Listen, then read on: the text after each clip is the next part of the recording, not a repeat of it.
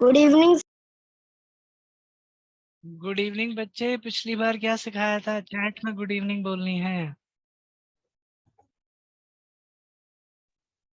Good evening sir. Chat में बच्चे, chat में।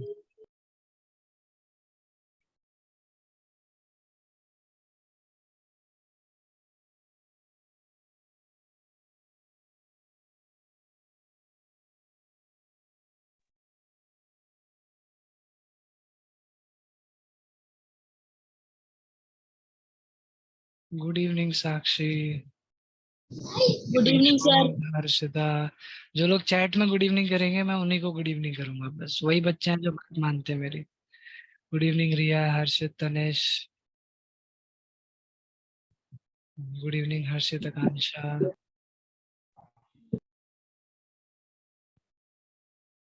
इवनिंग काजल, Prince.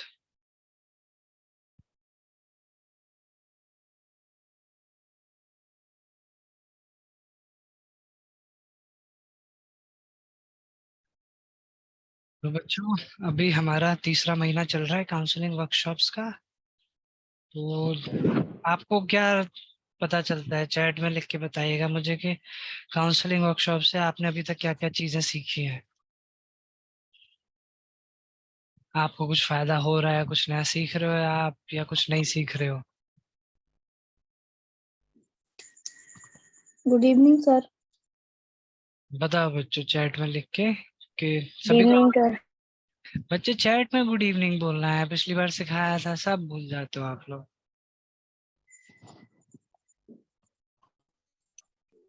Basic general knowledge activity बस यही याद है। हाँ, डोंट यूज स्मार्टफोन। आयुष को याद है, आयुष बहुत फोन चलाता है। तो काउंसलिंग वर्कशॉप का पर्पस ये होता है बच्चे कि ऐसी बहुत सारी चीजें हैं जो हमारे लिए जरूरी होती है, पर हम उन्हें स्कूल वगैरह में सीख नहीं पाते हैं। जैसे कि एंटी बुलिंग के ऊपर हमने एक वर्कशॉप किया था ना, कि आपको बुली नहीं होना है और आपको किसी को बुली करना भी नहीं है ना बच्चों? कि बुली होने से हमारे ऊपर क्या क्या नुकसान होता है, वो सारी चीजें हमने सीखी थी।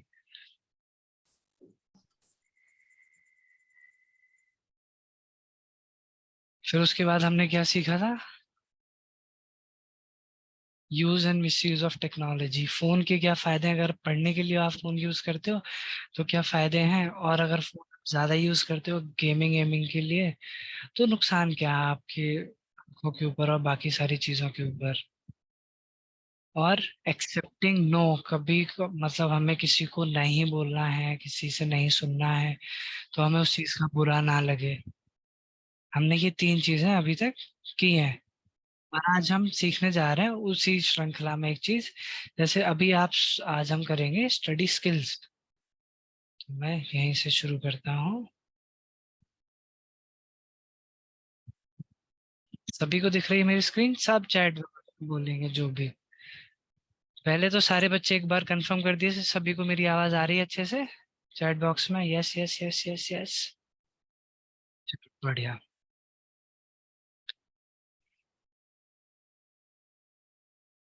Studying effectively. अब आपने पढ़ाई तो किया सर, आप बताओगे हमें पढ़ाई कैसे करनी है? सर हमें तो 6 साल का एक्सपीरियंस है पढ़ाई का। 7th क्लास वाले बच्चों को 7 साल का, कुछ जो एलकेजी यूकेजी से जा रहे हैं उनको तो 10-10 साल का एक्सपीरियंस है। तो सर हमें तो 10 साल का एक्सपीरियंस है।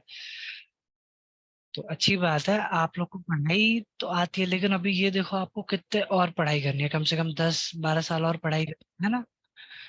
फिर भी आप में से कई सारे ऐसे बच्चे होंगे जिनके मार्क्स अच्छे आते हैं, कई सारे ऐसे होते हैं जो अच्छे मार्क्स लाना चाहते हैं, नहीं ला पा रहे हैं। तो इतना सारा एक्सपीरियंस होने के बावजूद भी कहाँ कमी हो रही है वो अच्छे मार्क्स लाने में। तो वही चीज आज हम सही करेंगे। क्योंकि आपके पास 8-10 साल के पढ़ने का तजुर्बा तो है, लेकिन अभी आपको कम से कम 10-12 साल की पढ़ाई करनी है, तो वो जीवन आपके आसान हो जाए, इसीलिए हम आज आपके बीच ही लेके आए हैं। अब पढ़ाई करने से पहले कुछ चीजें मैं आपसे पूछना चाहता हूँ। आप लोग ना थम्स अप कीजिएगा जिन बच्चों के साथ ऐसा होता है चैट बॉक्स में, कि जब भी पढ़ने बैठते हैं सर ध्यान भटक जाता है, सारी चीजें मुझे उसी टाइम याद आती हैं जब पढ़ाई करने बैठते हैं। दोस्त का बर्थडे, नीचे खेलना, टीवी पे कौन सा कार्टून आ रहा होगा, स्कूल में मैं आज क्या क्या मिस कर दिया, वो खेल खेल सकता था। किस किस को ऐसा लगता है कि जब भी पढ़ाई करने बैठता है उनका ध्यान भटक जाता? और किसी के साथ ऐसा होता है कि सर पढ़ाई करने तो बैठती हूँ बड़ी मन से, या बैठता हूँ फिर किसी क्वेश्चन पे ना अटक जाता हूँ ना, फिर पढ़ने का मन ही नहीं करता मेरा, बेकार है पढ़ाई, छोड़ दो, है ना? सर जैसे ही पढ़ाई करने बैठता हूँ ना तभी नींद आती है। ऐसा भी होता है। हेडेक भी हो जाता है बच्चों को पढ़ाई करने बैठते टाइम। और सर हर कोई बोलता है, टीचर्स भी बोलते हैं रिवाइज करो, मम्मी पापा भी बोलते हैं रिवाइज करो, पर सर टाइम ही नहीं मिल पाता रिवीजन का। सर खेलने का टाइम नहीं मिल पा रहा, पढ़ने का टाइम नहीं मिल पा रहा, सर कहाँ से टाइम निकाले? टाइम की दिक्कत है आप लोग के साथ। तो इन्हीं सारी समस्याओं को आज हम खत्म करेंगे। आज हम क्या क्या सीखेंगे? एक तो भाई अच्छे से कैसे पढ़ाई कर सकते हैं हम। दूसरा, टाइम मैनेजमेंट सीखेंगे आज हम, कि हमारा जो भी टाइम है उसको कैसे मैनेज कर पाए जिससे कि हमें सारी चीजों के लिए टाइम मिले। और हम ये सब कुछ दिमाग में नहीं करेंगे, हम टाइम टेबल बनाएंगे, उसको लिख के रखेंगे, जिससे कि अगर हम कभी भूल भी रहे हैं, क्योंकि दिमाग वाली चीज तो भूल जाते हैं हम, तो वो हमें याद रहे। अब आप में से कुछ बच्चे ऐसा भी सोचते हैं कि मैं तो बहुत ज्यादा पेपर से पहले एक साथ आप दिन रात पढ़ लूंगी, खाना वाना छोड़ के, बढ़िया नंबर आ जाएंगे, रोज रोज पढ़ने की जरूरत नहीं है। ऐसा अगर आप सोचते हैं, गलत है। ऐसे से बस पास हो जाओगे, नंबर वंबर आ जाएंगे, आपको कुछ याद नहीं रहेगा। पेपर में अगर आप पेपर तक चले भी गए तो पहले तो आपको नींद आई होगी, फिर आप थोड़ा बहुत लिख लोगे, बस पास हो पाओगे। और फिर कि सर हर कोई बोलता है लिख लिख के पढ़ो, नोट्स बनाओ, पर सारी सर बुक में तो सारे नोट्स हैं ही ना। फिर और सर यूट्यूब पे भी सब कुछ मिल जाता है, गूगल भी कर सकते हैं, तो मुझे क्या जरूरत है नोट्स बनाने की? तो ये भी गलत है, नोट्स बनाना बहुत जरूरी है बच्चे। क्यों? क्योंकि जब भी कोई चीज आप लिख के प्रैक्टिस करते हो, वो आपके दिमाग में ज्यादा लंबे समय तक रिटेन हो जाती है, रह जाती है। You should study in tidy place, यानी साफ सुथरी जगह पे पढ़ना, ये भी बहुत जरूरी है बच्चे, क्योंकि हम जहाँ पढ़ते हैं उस चीज के माहौल से बहुत हमारी पढ़ाई और रिटेंशन पर पड़ता है। आप में से बहुत सारे बच्चे बेड पे पढ़ते होंगे, तो आप लोग देखते होंगे आपको थोड़ी देर पढ़ाई के बाद नींद आने लग जाती है, कि उस बेड का क्या काम है? सोना। तो आज से आप सारे बच्चे पढ़ाई के लिए बढ़िया कोना ढूंढेंगे। और अभी मैं बोल रहा हूँ सर, टाइम टेबल भी बनाने को बोल रहे हो आप, नोट्स भी बनाने हैं, ये भी करना है, वो भी करना है, इतनी सारी प्लानिंग क्यों करनी है सर? हमारा तो बढ़िया चल रहा है, हम तो सब कुछ जब जो मन करता है तब कर लेते हैं। तो वो भी चीज अच्छी नहीं है। ऐसा नहीं कि जब जो मन कर रहा है तब कर रहे हैं। हमें एक प्लानिंग के साथ ही जब भी हम कोई चीज करते हैं तो हमारे चांसेस बढ़ जाते हैं सक्सेसफुल होने के, किसी भी चीज में, पढ़ाई में, खेल में, जिस भी चीज में आप चाहते हो। वेरी गुड, अगर आपका पर्सनल टाइम टेबल है तो। अब कुछ चीजें बहुत बेसिक बेसिक सी मैं आपको बताऊंगा, जिसमें से आपको काफी सारी चीजें पता भी होती है लेकिन आप भूल जाते हो, तो मैं वही एक तरह से रिवाइज करा रहा हूँ, और कई सारी नई चीजें बता रहा हूँ जो आपके लिए बहुत ज्यादा हेल्पफुल हो सकती हैं। तो सबसे पहले क्या है, आपको ऑर्गेनाइज होना पड़ेगा। इसका क्या मतलब है? कि आपके बैग में नोटबुक बुक सब आप अच्छे से रात को पैक करो, सुबह लेकर जाओ। ज्योमेट्री बॉक्स में पेन पेंसिल रबर शार्पनर जो भी आप रखते हो सब रखना चाहिए। कचरा बैग में ज्योमेट्री बॉक्स में बिल्कुल नहीं होना चाहिए, पेंसिल का या फालतू पेपर का जो हम काट के रखते हैं। घर पे एक बहुत शांत जगह ढूंढिए जहाँ पे आपको पढ़ाई करनी है। शांत जगह पे क्या है, शोर में ध्यान भटकता है, तो शांत जगह पे थोड़ा ज्यादा फोकस कर पाएंगे अच्छे से आप। और ये शांत जगह बेड नहीं होगा किसी का भी। आप टेबल चेयर पे पढ़िए या जमीन पे आराम से आसन लगा के बैठ के पढ़िए, पर टेबल चेयर पे नहीं पढ़ेंगे आप। सेट अ शेड्यूल, यही हम आगे जाके बात करेंगे, यही है टाइम टेबल बनाना, कि आप अपना एक रूटीन बनाएंगे, शेड्यूल बनाएंगे, कब क्या क्या चीज करनी है। शेड्यूल का मतलब ये होता है टेक ब्रेक्स। इसका मतलब ये है जब भी आप पढ़ाई करने बैठ रहे हो या कोई भी काम करने बैठ रहे हो, तो 45-50 मिनट के एक स्ट्रेच के बाद ब्रेक लो, आधे घंटे बाद एक 10 मिनट का ब्रेक। अब जैसे आप पढ़ने बैठ गए, सर मैं तो 2 घंटे लगातार पढ़ूंगा, नहीं, आप 50 मिनट बाद एक 10 मिनट का ब्रेक लीजिए, उसके बाद फिर पढ़ाई रिज्यूम कीजिए। लगातार नहीं लंबा पढ़ना है आपको। सेट गोल्स, आप सबको स्कूल की डायरी मिल रखी होगी, है ना? उसमें आपको पता है कब कब आपके एग्जाम है, आप उन एग्जाम के हिसाब से अपने गोल्स बनाइए, कि उस एग्जाम के लिए मुझे इतने परसेंट मार्क्स लेके आना है, तो उसके लिए मुझे ये सारे सब्जेक्ट अच्छे से पढ़ने पड़ेंगे, इतने इतने चैप्टर हो जाएंगे, मुझे इतना रिवीजन करना पड़ेगा, ये सब आपको लिख के करना है। टेक प्रैक्टिस टेस्ट, एग्जाम से पहले प्रैक्टिस टेस्ट लीजिए। आपकी बुक्स में कई सारे क्वेश्चंस होते हैं, उनको खुद ही बिना आंसर देखे खुद ही उनके आंसर दीजिए। आपको पता चलेगा कि आपको कितना आता है और कितना नहीं आता है। Pay attention in class, class में ध्यान देना बहुत ज्यादा जरूरी है। जो भी टीचर्स आपको पढ़ाते हैं उसके ऊपर फोकस करना बहुत ज्यादा जरूरी है आपका। Be on time for class. यहाँ पे बहुत सारे बच्चे क्लास में आ गए थे और बहुत सारे बच्चे अभी भी क्लास में आए जा रहे हैं। तो जो बच्चे आए जा रहे हैं उनके लिए बहुत ज्यादा जरूरी है ये कि आप हमेशा क्लास में टाइम पे पहुंचिए, उल्टा 5 मिनट पहले पहुंचिए। और हर क्लास में, स्कूल की क्लास में, जो ऑनलाइन क्लासेस चलती हैं वो, और आपको कहीं पे भी जाना है तो 5 मिनट पहले पहुंचने की आदत डालिए। टेक गुड नोट्स, क्लास में जब भी पढ़ाया जा रहा है आप नोट्स लिखिए, बनाइए। ऐसा नहीं कि घर पे जाके दोस्त से ले लूंगा, नहीं। आप अपने नोट्स बनाइए जो भी आप समझ रहे हो उस समय क्लास में से। Keep yourself organize. आपको घर में भी स्कूल में भी आप नोटबुक्स वगैरह निकाल के टेबल पे जैसे भी रखते हो, आपको बहुत छोटी छोटी चीज पे बहुत ध्यान देना है अगर आपको अच्छे से पढ़ना है। आप देखोगे जो बच्चे अच्छे मार्क्स लेके आते हैं उनकी हैबिट्स कैसे फॉर्म होती हैं, तो ये बहुत छोटी छोटी चीज है। कॉपी किताब सही से रखनी है, अगर आप टेबल पे रख रहे हो और आपके टेबल के नीचे जगह मिली हुई है उसमें रख रहे हो, हर चीज ऑर्गेनाइज होनी चाहिए आपकी। आपको पता होना चाहिए कहाँ क्या रखा है, आप फटाक से उसे वहां से निकाल लो, वहीं पे रख दो। क्लास में क्वेश्चंस आप सब बच्चे पूछा करो। आप में से बहुत 90% बच्चे क्लास में क्वेश्चन नहीं पूछते हैं। तो आप सारे बच्चे प्लीज क्लास में क्वेश्चंस पूछा करो। आपको जो नहीं समझ आया बोलिए क्लास में। Participation, group discussions and group activities, जो भी आपकी क्लास में टीचर्स वगैरह जो भी एक्टिविटीज वगैरह कराती हैं, जो भी डिस्कशन करा रहे हैं, ऐसे रो बांट देते हैं ना, कभी कभी होता है, उनमें बढ़ चढ़ के हिस्सा लीजिए। जो कुछ भी आपको आता है वो बताइए, जो कुछ भी नहीं आता है वो सीखिए।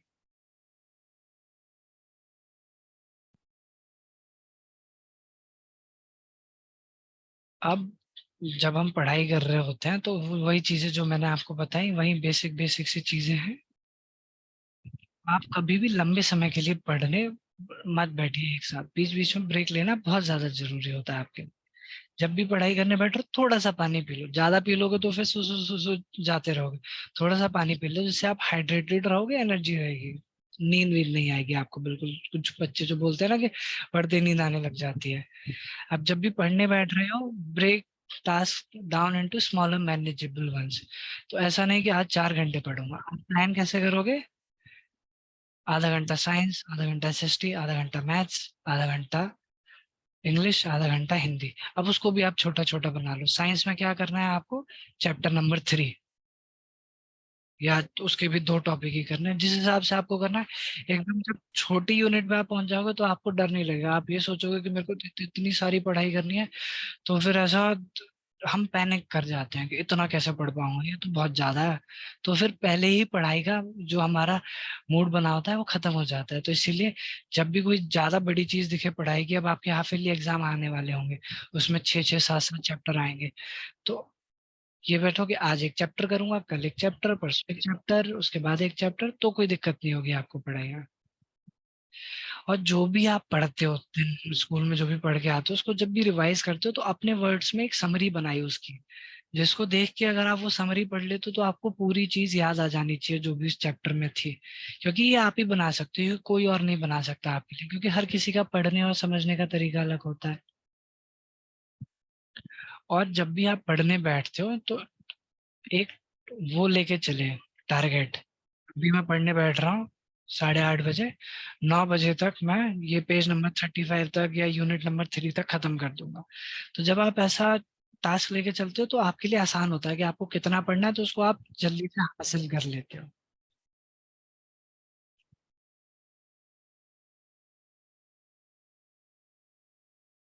RRR याद है किसी को? हमने एंटी बुलिंग में यूज किया था, रिकॉग्नाइज रिफ्यूज रिपोर्ट।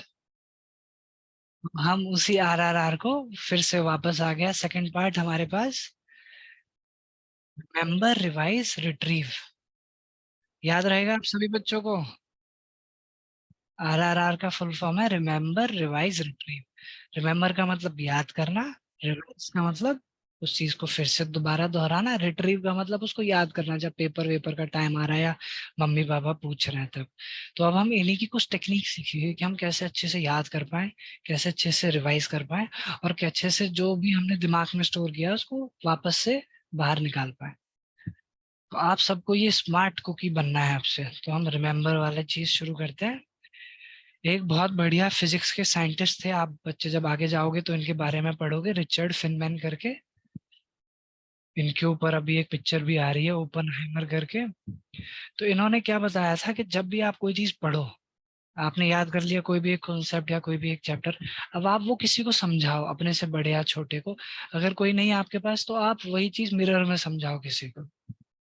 तो जब आप समझाने लग जाओगे, कुछ कुछ चीजें आपसे गायब होंगी, आप भूलोगे, आपको पता होगा आप क्या क्या बोल रहे हो। फिर जब आपने एक बार वो पूरी चीज समझा दी अपने आप को या किसी और को, फिर आप दोबारा बैठो और लिखो कि आप कहाँ कहाँ भूले थे। फिर उस चीज को समझो आप कहाँ कहाँ भूले थे। और फिर एक और बार ये स्टेप दोहराओ। और फिर आप दोबारा देखोगे कि आपने वो चीज जो पूरी पढ़ी थी, बहुत कम समय के अंदर आपको याद हो गई। बजाय उसके कि उसको ऐसे बैठे बैठे पढ़ते पढ़ते ऐसे बहुत ज्यादा समय लग जाता है। लेकिन अगर आप ये स्टेप फॉलो करोगे तो कोई चीज जो आप आधे घंटे में याद कर पा रहे हो, वो आप 10 मिनट में याद कर लोगे। ये हर जगह लोग यूज करते हैं और हर चीज में एप्लीकेबल है। आप किसी भी चीज में ये कर सकते हो, हर सब्जेक्ट में काम आएगी आपके। पहले आपको एक बार कोई चीज पढ़नी है, वो फिर किसी को भी समझानी है, जरूरी नहीं उनको वो आपसे बड़े छोटे हों। मेन ये आप अपने लिए चेक करते हो। तो आप अपने छोटे भाई बहनों को भी समझा सकते हो, उनको समझ आ गया तो बहुत अच्छा है। उनको अगर समझ नहीं आया तो आपको पता चल जाएगा आप कहाँ कहाँ ब्रेक ले रहे थे इस चीज में। तो ये चीज आप सभी को याद रहेगी। थम्स अप भेजो चैट में सभी। जिसको याद नहीं रहेगी वो बताओ, उसको मैं फिर से समझाता हूँ। सभी को याद रहेगी फिनमैन टेक्निक, किसी और को समझाने वाली टेक्निक। हम दूसरी करते हैं, ये भी बिल्कुल ऐसी है। इसका नाम है ब्लर्टिंग मेथड।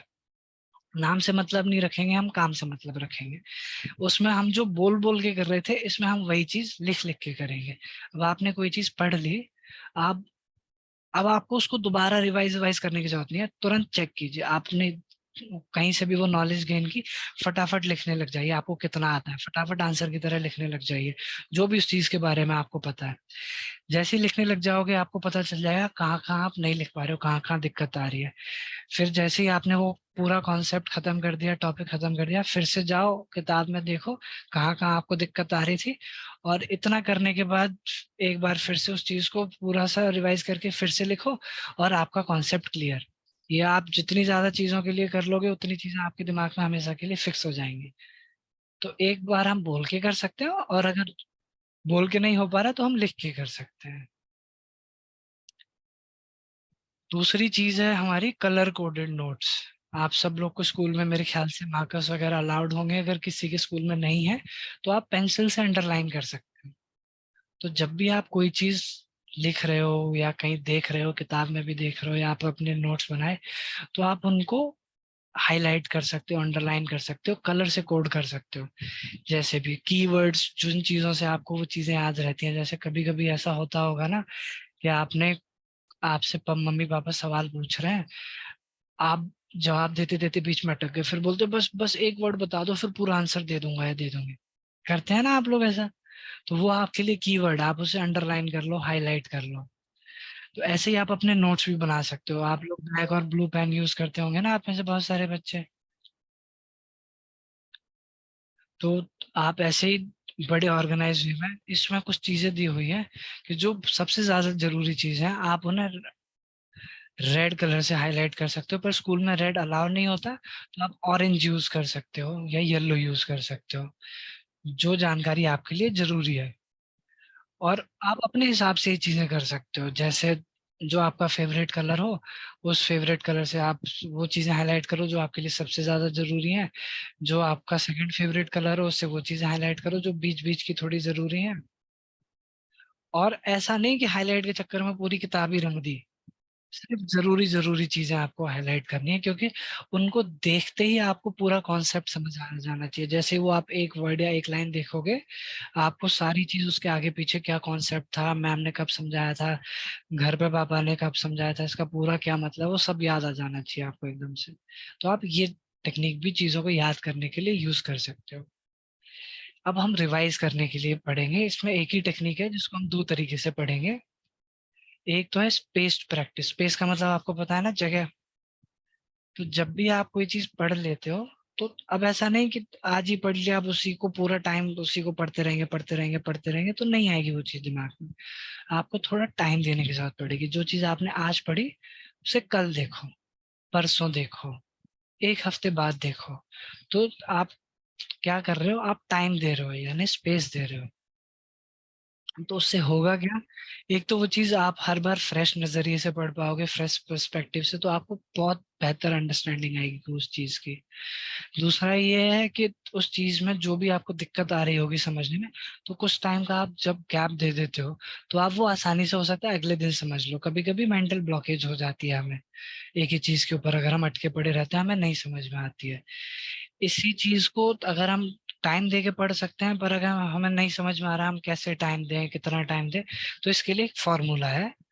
वो ये है कि आप पहले दिन पढ़ो, आज आपने पढ़ाई की, आज पढ़ो।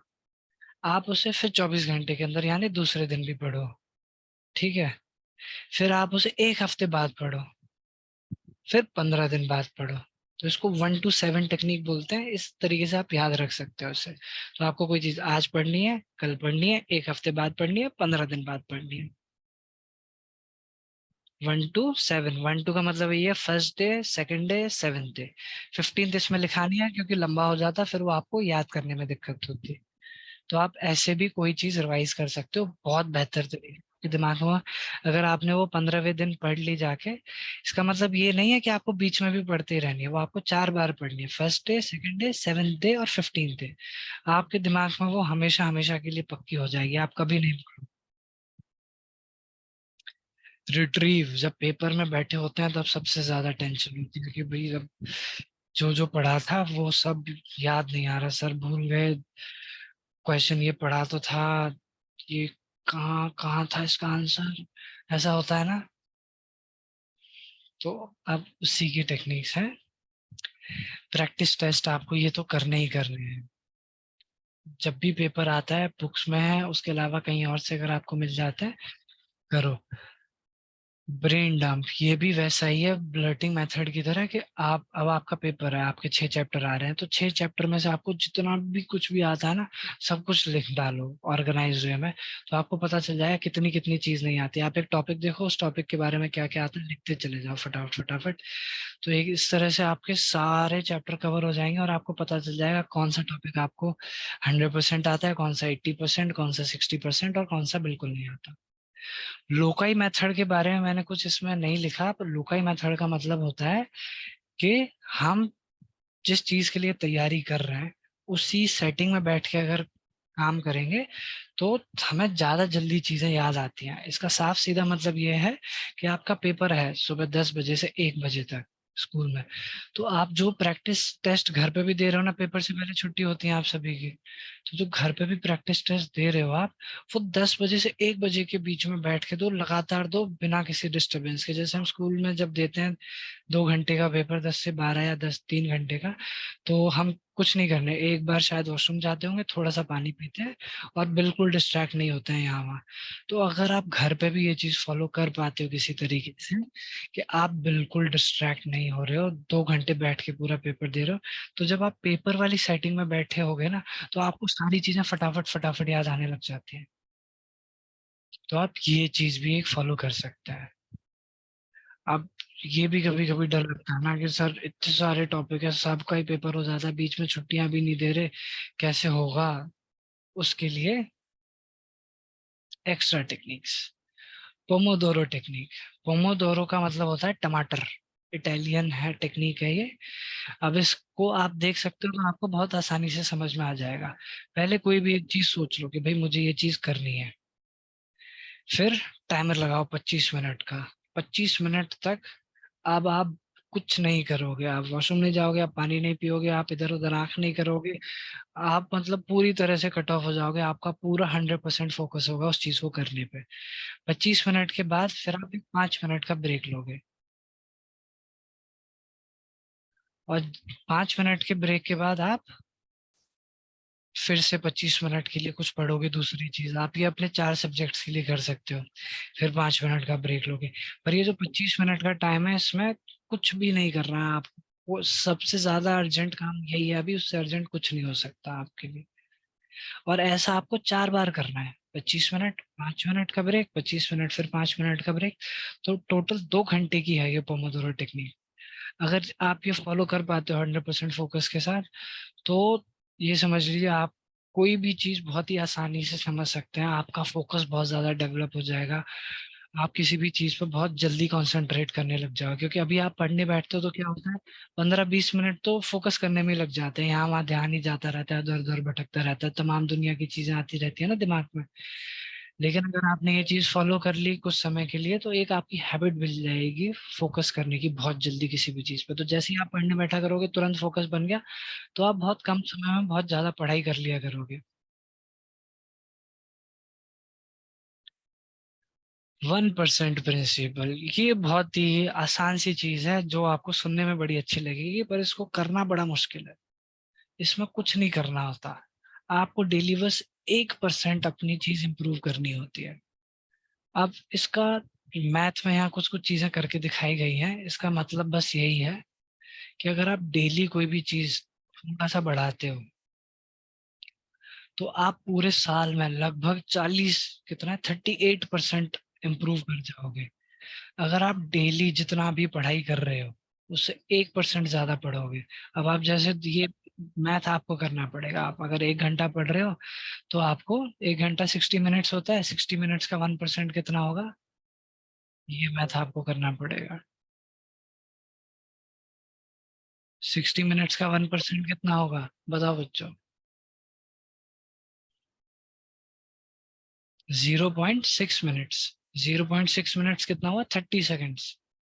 लेकिन अगर आप डेली 30 सेकेंड ज्यादा पढ़ना शुरू कर दोगे, आज 30 सेकेंड्स, कल 1 मिनट, परसों 1.5 मिनट, उसके बाद 2 मिनट, 1 महीने में कितना, 15 मिनट ज्यादा पढ़ने लग गए आप।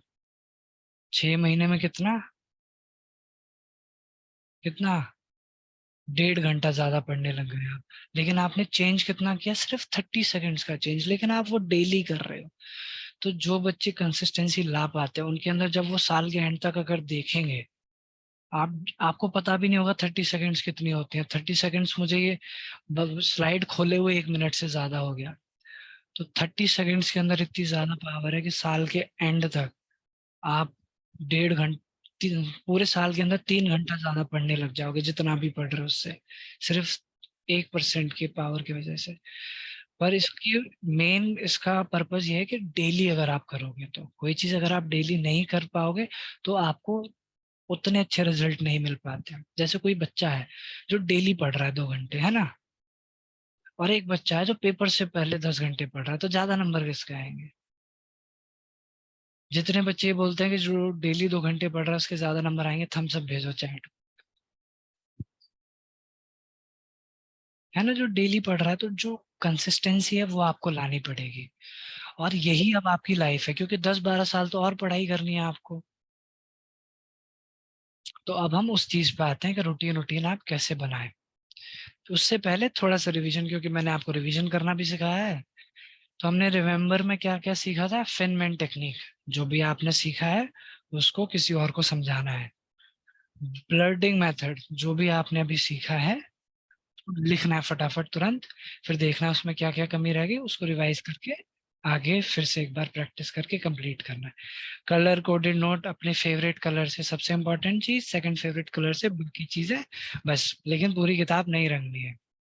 रिवाइज कैसे करेंगे आप, स्पेस प्रैक्टिस। स्पेस प्रैक्टिस क्या था, first day, second day, seventh day और 15th डे।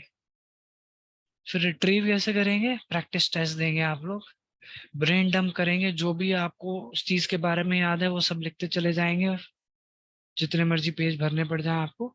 और लोकाई मेथड, इसका मतलब क्या है कि मेरे स्कूल में जितने बजे पेपर होगा उतने बजे ही मैं घर पे बैठ के पेपर दूंगी। एक्स्ट्रा टेक्निक्स में क्या सीखा था हमने, पोमोडोरो टेक्निक। इसमें देखो बहुत सारे ओ हैं, ओ से आप टमाटर याद रखना। और इसमें 4 ओ हैं, तो आपको 4 बार 25-25 मिनट के लिए फुल फोकस के साथ बैठना है, ऐसे याद रहेगा ना आप सभी को। और 5 मिनट का ब्रेक लेना है, लेकिन उस बीच में बिल्कुल डिस्ट्रैक्ट नहीं होना है। और 1% प्रिंसिपल, आपको सुनने में देखो मैंने बोला था इतना आसान है, डेली बस 30 सेकेंड्स बढ़ाने हैं आपको अपनी पढ़ाई के। साल के एंड में कितना बढ़ जाएगा आपका। लेकिन वही है, अगर आप डेली वो इम्प्रूवमेंट कर पाते हो तो।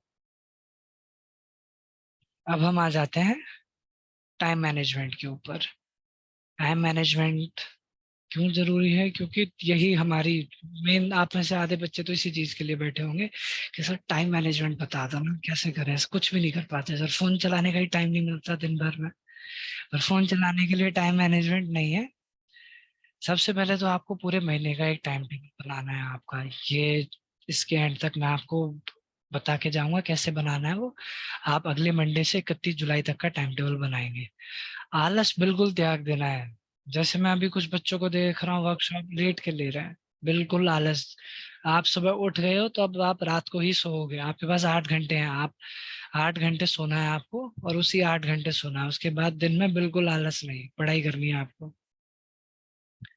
डेली प्लान बनाना है आपको। जो मंथली टाइम टेबल है उसी के बारे में अभी आगे चलेंगे, इसको डिटेल में डिस्कस करेंगे। पैटर्न में स्टडी करनी है, रेगुलर पैटर्न में, क्योंकि अभी 12 साल तक और पढ़ाई करनी है, तो क्यों ना हम उस चीज का एक पैटर्न ही बना ले, हमें पता ही हो कब क्या करना है। बजाय इसके कि भाई आज टाइम मिल गया तो पढ़ लेते हैं, कल टाइम नहीं मिल रहा तो रहने देते हैं। डेली एक्सरसाइज करनी है आप सभी बच्चों को 30 मिनट के लिए। टाइम, आपके टाइम मैनेजमेंट, आपकी पढ़ाई, आपकी हर चीज के लिए ये बहुत जरूरी है।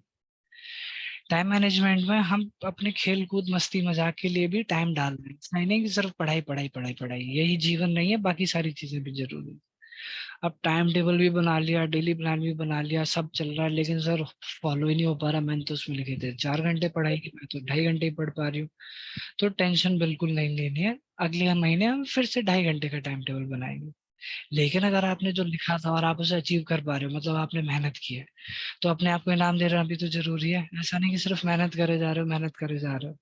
तो छोटे छोटे इनाम भी दो अपने आप को। जब भी आप कोई छोटा सा, आपने इस महीने का टाइम टेबल बना होगा जुलाई का, आपने वो पूरे अच्छे से अचीव कर लिया, तो उस दिन मम्मी पापा को बोलना कि मैंने पूरा जुलाई का टाइम टेबल फॉलो किया जैसे सर ने बोला था, तो आज मेरे मनपसंद की सब्जी बना दो, आज पनीर बना दो। ठीक है। अब हम आगे बढ़ते। जो चीज मैं आपको बता रहा था वही इसमें है, कि ऐसा नहीं कि जब मन करे तब पढ़ने बैठ के, बहुत गलत चीज है ये। आपको हमेशा प्लान करके पढ़ने बैठना चाहिए। आपका जो पढ़ाई का शेड्यूल है बहुत ही ऑर्गेनाइज्ड होना चाहिए। आपको पता होना चाहिए कब पढ़ना है, कितना पढ़ना है, क्या पढ़ना है। ये सारे आंसर आपके पास पढ़ने से पहले होने चाहिए। और ये जो आपका टाइम टेबल है यही आपका भगवान होना चाहिए। आप इसी टाइम टेबल की पूजा कीजिए। जो इस टाइम टेबल में लिखा है वही आपके लिए आदेश है, वही आपको मानना है अब। और कोई चीज इससे ज्यादा जरूरी नहीं है आपके लिए। अब आप अपना टाइम टेबल कैसे बनाएंगे, ये सबसे जरूरी हिस्सा है। इसको ध्यान से सीख लेना बच्चे सारे, इसी में मैं आपको बताऊंगा। अब आप इसमें देख रहे होंगे, मैं दिखा रहा हूँ मंडे का टाइम टेबल मैंने रैंडम बनाया आप लोग के लिए। आप अपने हिसाब से बनाइएगा जब भी आप उठते हैं। इसमें उठने से सोने तक का बनाना है आपको। तो अब इसको बनाना कैसे है वो आपको बताता हूँ मैं। आप जो भी चीज करते हो अभी, आज सुबह से लेकर रात तक आपने जो भी किया होगा, अभी आप लिखोगे। सुबह से अभी तक जो किया और रात तक जो करोगे वो ही लिखोगे आज की तारीख में, सैटरडे में। कल का कुछ अलग होगा, कल वाला भी लिखोगे। मंडे का कुछ अलग होगा, वो भी लिखोगे। फिर मेरे ख्याल से मंडे से लेके फ्राइडे तक का एक जैसा होगा आपका कुछ कुछ, वो सब लिखोगे। अब इसमें आपको करना क्या है, पढ़ाई के लिए टाइम देना है, डेली डेली देना है, और छुट्टी वाले दिन थोड़ा सा ज्यादा देना है। पर एक दिन ऐसा रखना है आपको जिस एक दिन में आपको फ्री टाइम थोड़ा ज्यादा मिले अपने आप। उस दिन आप खेलने का समय थोड़ा ज्यादा रखिए, और एंटरटेनमेंट का समय थोड़ा ज्यादा रखिए। बाकी दिन अगर आप आधा घंटा खेल रहे हो तो उस दिन 1 घंटा रखिए। बाकी दिन आप आधा घंटा टीवी देख रहे हो, टीवी तो नहीं, पर उस दिन जैसे आप आधा घंटा मम्मी पापा के साथ बात कर रहे हैं तो उस दिन 1 घंटा रखिए मम्मी पापा के साथ बात करने का। अब वो जरूरी इसीलिए है कि आप अभी बना दोगे आज से टाइम टेबल 31 जुलाई तक का, लेकिन अचानक से किसी दोस्त का बर्थडे आ गया 27 जुलाई को। आपने तो टाइम टेबल में यहाँ पे लिख रखा था रिवीजन ऑफ द डे, लेकिन आपको जाना पड़ गया दोस्त की पार्टी में, तो पढ़ाई तो हो नहीं पाएगी। तो जो मैं बोल रहा था, मेक अ डेली प्लान। तो जो आपका मंथली प्लानर होगा आपको वो डेली सुबह देखना है। क्योंकि आपको अभी से तो नहीं पता बाद में क्या होना है, लेकिन आपको ये पता रहेगा कि आज के दिन में क्या प्लान है मेरा। तो आप उस हिसाब से क्या करोगे, अब रात को तो बर्थडे पार्टी में जाना है तो रिवीजन पहले ही कर लोगे, तो आपकी पढ़ाई वेस्ट नहीं होगी। इसीलिए पूरे महीने का टाइम टेबल बनाना जरूरी है, और उसको डेली सुबह देखना जरूरी है कि आज क्या क्या है मेरे शेड्यूल में। अच्छा, आज शाम को तो पढ़ाई है, लेकिन शाम को तो शादी में जाना है, तो ये वाली पढ़ाई मैं पहले कर लूंगी, मैं अपने रेस्ट के टाइम को आज नहीं रखूंगी, आज पढ़ाई कर लूंगी। तो ये चीज आपके टाइम टेबल में बहुत, और हर किसी को लिख के चिपकाना है टाइम टेबल, जहाँ पे भी आप पढ़ते हो वहां पे, या फिर आप कोई ऐसी जगह जहाँ पे आप उसे उठते ही देख सको या दिन भर देख सको उस टाइम टेबल को। और आपको 8 घंटे सोना है, मैंने 10 बजे से दे रखा है आपको सोने का समय, आपको 8 घंटे सोना है, और कभी भी 11 बजे के बाद जगना नहीं है आपको। अगर आप जग रहे हो तो प्लीज जगना बंद करो, 11 बजे सो जाया करो। वैसे 10 से लेट भी नहीं जगना चाहिए आप बच्चों को, पर अगर कोई बच्चा जग भी रहा है तो जल्दी सोने की आदत डालिए आपने।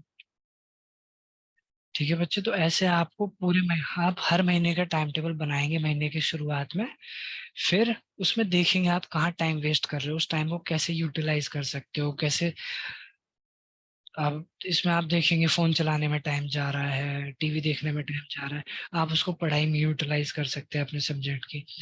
डेली आपको 6 के 6 सब्जेक्ट पढ़ने हैं, आपके पास जितने भी सब्जेक्ट है, 4 है 5 है 6 है, आपको डेली सारे सब्जेक्ट को टाइम देना है। और आप पढ़ने कैसे बैठेंगे, सबसे डिफिकल्ट सब्जेक्ट सबसे पहले पढ़ेंगे आप। तो इस टाइम टेबल में भी आप चाहें तो वो लिख सकते हैं, हर किसी का डिफिकल्ट सब्जेक्ट अलग अलग होगा। आपका जो डिफिकल्ट सब्जेक्ट है उसको आप पहले, फिर थोड़ा इजी, फिर थोड़ा इजी, लास्ट में जो सबसे आसान लगता है आपको। इसका फायदा क्या होता है कि जब भी हम पढ़ने बैठते हैं तो अभी हमारा माइंड फ्रेश है, इससे पहले कोई लोड नहीं था हमारे पास, तो जो हार्ड सब्जेक्ट है हम उसको थोड़ा आसानी से समझ पाएंगे।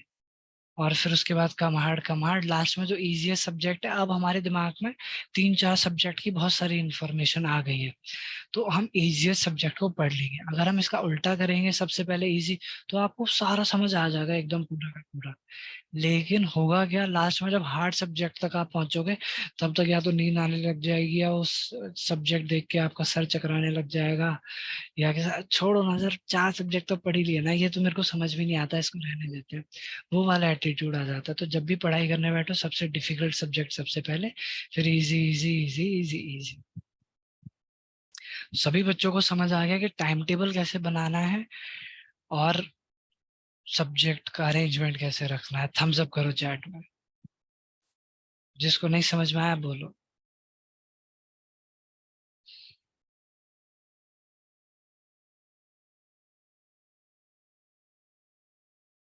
सारे बच्चों को अच्छे से समझ में आ गया है, चलो बहुत बढ़िया बच्चे। अंश, अब जिन बच्चों को सवाल पूछना है सिर्फ वही हैंड रेज करेंगे, बाकी सारे बच्चे हैंड डाउन कर लो। जिन बच्चों ने ऐसे हैंड रेज कर रखा है वो सारे बच्चे हैंड डाउन कर लो, जिनको सवाल पूछना है सिर्फ वही बच्चे हैंड रेज करेंगे।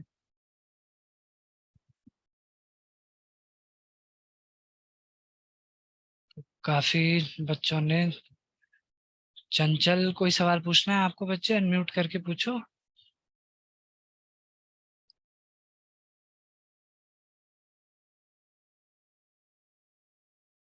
हिमांशु गोस्वामी कोई सवाल पूछना है बच्चे, पूछो। Sir no.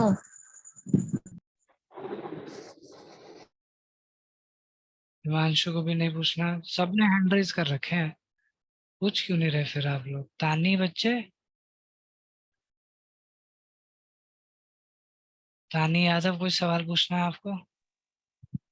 हाँ, ये तो समझ आ गया, उस पूरी स्लाइड में किसी को कोई डाउट, किसी को कुछ पर्सनल, किसी का कुछ क्वेश्चन हो वह। सर जब हम पढ़ने बैठते हैं तो फोकस नहीं हो पाता है जल्दी से, इधर उधर चला जाता है माइंड। वही बच्चे, इसीलिए पोमोडोरो टेक्निक बताई है। तो अभी तो क्या है, हुआ क्या है, हमने डिस्ट्रैक्शन की बहुत ज्यादा प्रैक्टिस कर रखी है ना, जब भी पढ़ने बैठते हैं हमेशा ध्यान भटक जाता है फटाक से, तुरंत ही, फिर वापस ध्यान लाते फिर भटक जाता है।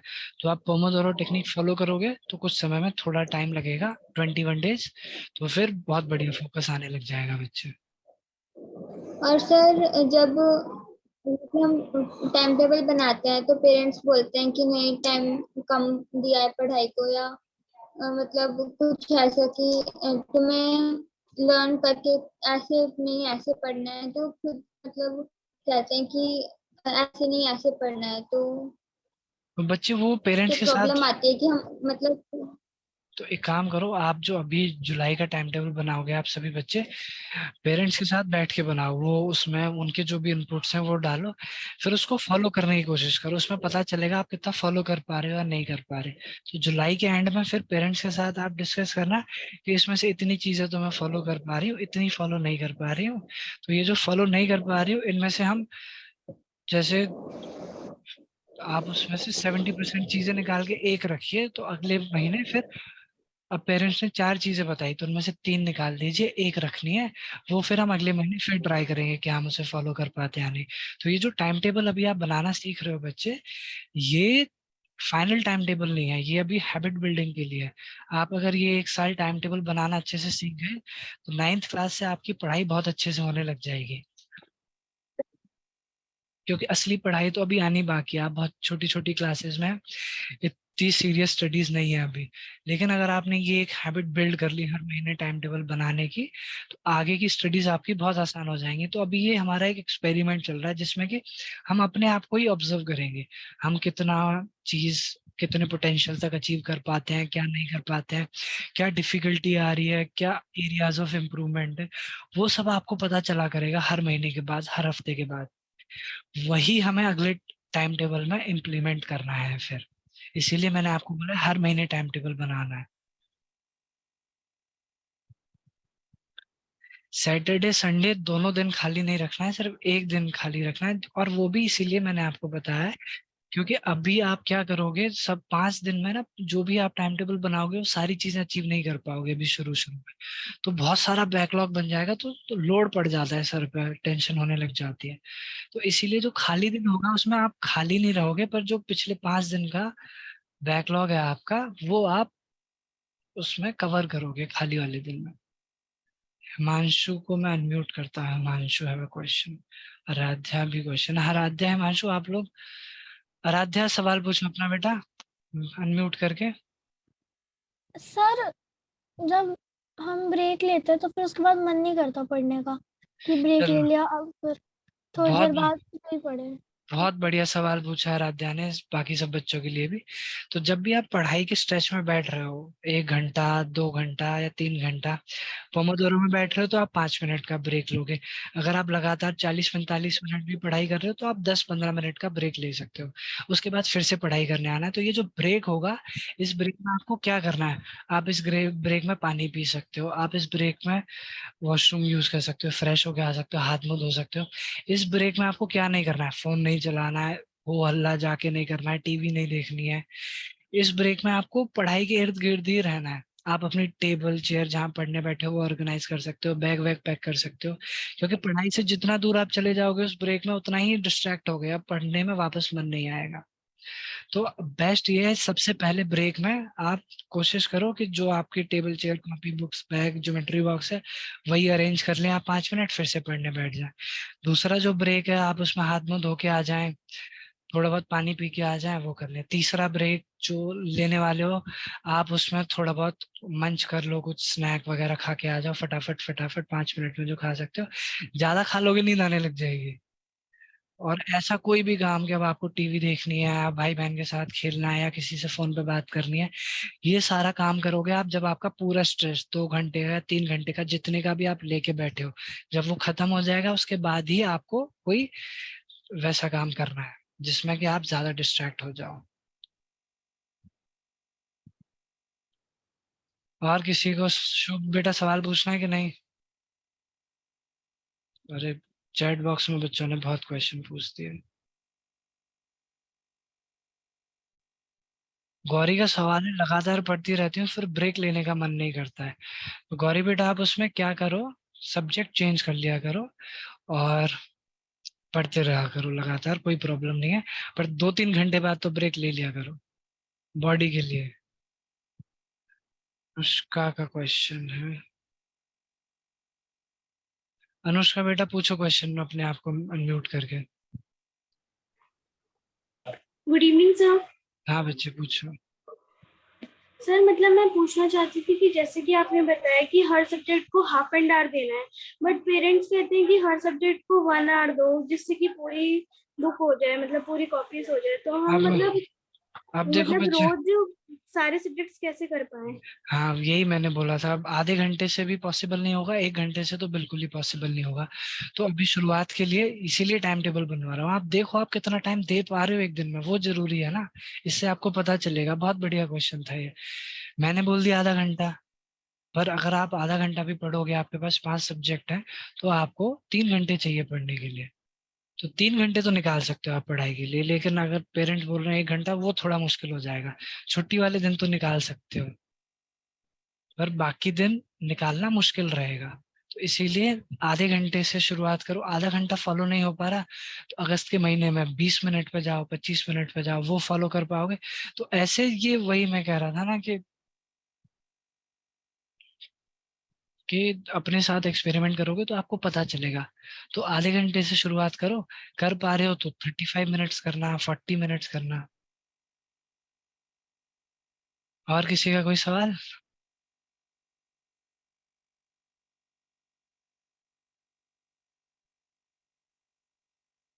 I have question. जाट बेटा कौन हो आप? नाम से क्यों नहीं आए? आपकी अटेंडेंस नहीं लगाऊंगा मैं।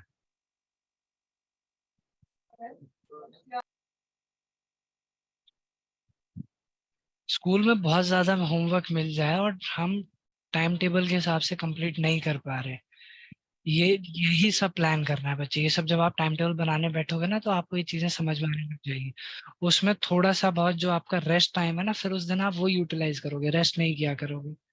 तो जो हर टाइम टेबल में आप डेली थोड़ा आधे घंटे का बफर रखोगे अपना, तो ये काम बनेगा आपका। तो किसी दिन एक्स्ट्रा टाइम टेबल, वो होमवर्क मिल गया या एग्जाम वगैरह जब आ रहे हैं, जब आपको ज्यादा पढ़ने की जरूरत है, तो ये सब होगा। और किसी का क्वेश्चन? जाट ने तो क्वेश्चन पूछा नहीं। जाट बेचा अपना नेम और क्लास के साथ मुझे अलग से मैसेज करना आप। और सारे बच्चे प्लीज अपने नाम के साथ, नेम और क्लास के साथ। अच्छा, इस क्लास में काफी सारे बच्चे आए, पर आप कोशिश यही किया करो नेम और क्लास के साथ आया करो। ठीक है बच्चों, अभी हम ये मीटिंग खत्म करते हैं। आप सभी अपना एक टाइम टेबल बनाइए, ठीक है, और उसको चिपकाइए। यही आपका होमवर्क है, यही आपकी एक्टिविटी है, और मैं तो कहूँगा यही आपका धर्म है आज का। सारे बच्चे एक टाइम टेबल बना के चिपकाएंगे, फिर डेली उसे फॉलो करने की कोशिश करेंगे। हिमांशु बेटा डाउट पूछो। हिमांशु का लास्ट क्वेश्चन ले लेते हैं। अब ये कौन है? हिमांशु गोस्वामी है, हिमांशु कुमार है? हिमांशु के पास शुभ का नंबर। हिमांशु फटाफट पूछो, फिर बेटा शुभ से पूछेंगे। जल्दी बोलो हिमांशु।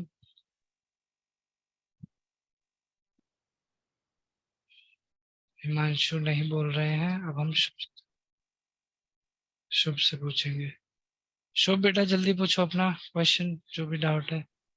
से कहते हैं स्कूल में बहुत सारा थोड़ा बहुत लोड होता है, तो इस वजह से जैसे जो कहते हैं वर्किंग डेज होते हैं मंडे टू फ्राइडे, उसमें कुछ टॉपिक्स वगैरह कवर नहीं हो सकते, तो वो चीजें हम लोग कहते हैं सैटरडे संडे में भी कर सकते हैं ना? हाँ हाँ, वही, ये आपके ऊपर है टोटली। आप प्लान करोगे आपको कैसे पढ़ाई करनी है।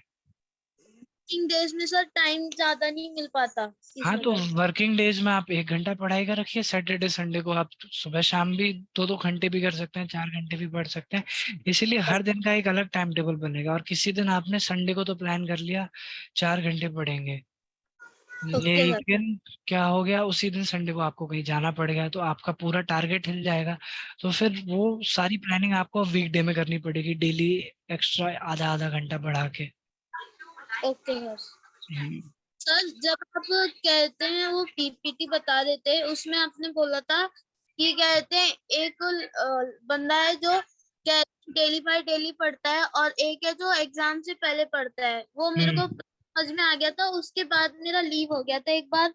वो बता दीजिए उसके बाद का। बच्चे ये, चलो मैं कोशिश करता हूँ अभी। उसके बाद कहाँ है? सर वो पोमो पोमो वाली टेक्निक भी उसके बाद वाला थोड़ा सा था। एक सेकंड मैं बता देता हूँ अभी। पोमोडोरो के बाद तो 1% वाला था बच्चे। Yes sir. सर एक बार वो बता दीजिए। 1% में बस यही है बच्चे कि डेली अगर आप 1% भी कोई चीज इंप्रूव करते हो तो वो साल के एंड तक आपको बहुत ज्यादा शॉकिंग इम्प्रूवमेंट हो जाता है आपके अंदर। अब इसका एक बहुत छोटा एग्जांपल ये लिया था मैंने कि अभी सारे बच्चे, मैं मान लेता हूँ 1 घंटे पढ़ाई कर रहे हैं, तो 1 घंटे का 1% कितना होगा? Sir 30 second. हाँ, ये हमने डिवाइड करके निकाला। आप 30 सेकंड पढ़ रहे हो तो 2 दिन में कितना एक्स्ट्रा पढ़ लिया आप? 1 मिनट। 1 मिनट। 4 दिन में कितना एक्स्ट्रा पढ़ लिया आप? 2 मिनट्स, है यस ना? सर। 2 दिन में 1 मिनट, 4 दिन में 2 मिनट्स। 30 दिन में कितना पढ़ लिए? 15 मिनट। 30 डेज में, 1 महीने में 15 मिनट। 2 महीने में आधा घंटा। 4 महीने में 1 घंटा। साल में कितने महीने होते हैं? 12 महीने। तो आप साल के एंड तक कितना पढ़ने लग गए? 3 घंटा एक्स्ट्रा, अगर डेली सिर्फ 30 सेकेंड्स बढ़ाते हो तो।